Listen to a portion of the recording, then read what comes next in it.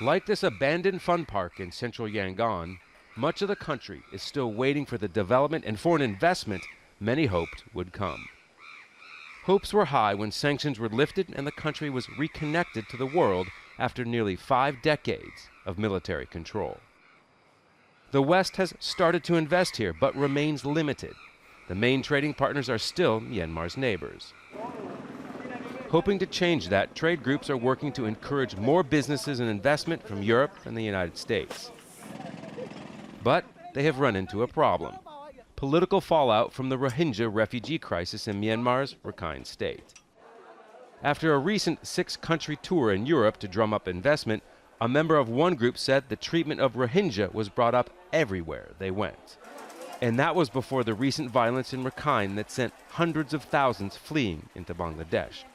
The crisis is having a knock-on effect with small business managers. Some clients at this tour company have canceled or postponed their trips. Not only for my business, for the sake of industry, because I'm within over 21 years in tourism industry. We facing a lot of, the crises and challenges.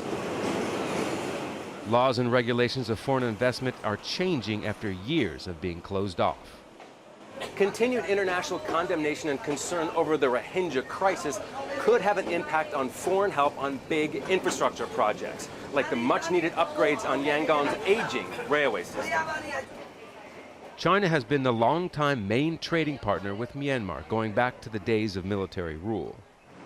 Myanmar's leaders are working to diversify and move away from heavy reliance on trade with China. One economist feels that if Western nations start to slow investment because of the Rohingya crisis, it could force Myanmar to remain reliant on China. We are still in the pipeline to make a bilateral investment protection agreement with Europe. Even this is in the process, it can be some impact because of this political stability. It will have some impact on the negotiations. So even in the best of conditions, more time is needed to attract the foreign investment Myanmar hopes to land. But right now, with the world watching events in Rakhine, it might be pushed farther down the track. Scott Heidler, Al Jazeera, Yangon.